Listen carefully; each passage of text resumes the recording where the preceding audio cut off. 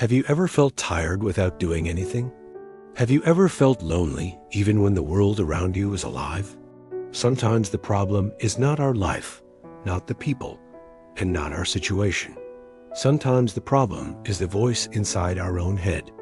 This is the story of an old woman who learned that not every thought deserves to be believed. In a small village surrounded by green fields, narrow mud paths, and peaceful mornings, there lived an old woman named Miriam. Her house was small, made of mud walls and a weak wooden door. A neem tree stood quietly outside her home, offering shade during hot afternoons. Every morning, the village woke up full of life. Roosters crowed loudly, women walked with water pots on their heads, and children ran to school laughing. But Miriam woke up to silence and to her thoughts. As soon as she opened her eyes, her mind began to speak to her. It said she was useless now. It said no one needed her anymore. It said she was alone in this world, just waiting for her life to end. Miriam listened to these thoughts as if they were facts. She believed every word. Once she had been strong.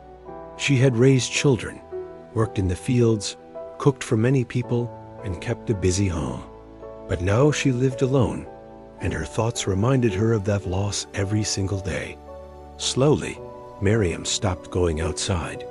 She stopped sitting with the other women of the village. She stopped smiling. When someone greeted her, she thought they were only being polite. When no one came to her house, she thought it proved that no one cared about her. Her body grew weak with age, but her mind grew heavier with sadness. The villagers said old age had made her quiet, but the truth was that her own thoughts were slowly breaking her spirit. One hot afternoon, when the air felt still and heavy, a traveler passed through the village. His clothes were dusty, and his face showed signs of long journeys. Feeling tired, he sat down under the neem tree near Miriam's house to rest. While sitting there, he noticed the old woman near her door, staring at the ground, completely lost in her thoughts. After some time, he gently asked her why her face looked so heavy when everything around her was full of life. Miriam looked up slowly and told him that her mind did not let her rest. She said her thoughts kept telling her she had no value anymore, that she was a burden, and that her life was already over. The traveler listened quietly. Then he picked up a dry leaf from the ground and asked her if the leaf had fallen because the tree wanted it to fall. Miriam shook her head. He told her it had fallen because of the wind and explained that thoughts are like that wind.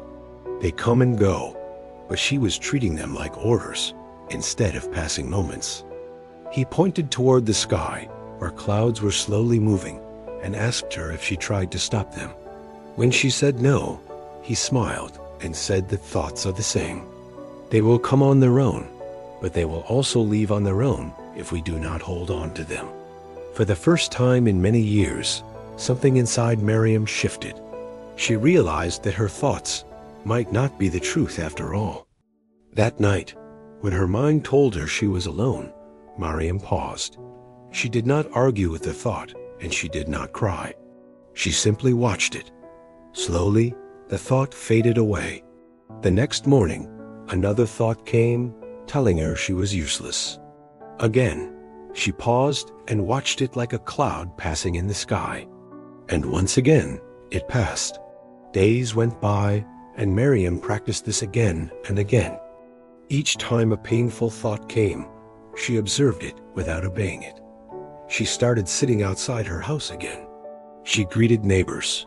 She felt the warmth of the sun on her face. Her life did not change suddenly, but her relationship with her thoughts did. The heavy silence inside her slowly turned into calm.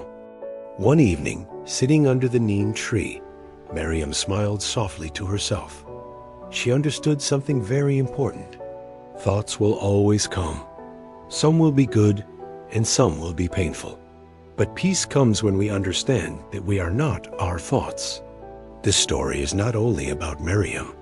It is about all of us. If your mind keeps talking negatively and makes you feel weak, remember this simple truth. You do not control thoughts by fighting them. You control them by not obeying them. And like clouds in the sky, they will pass.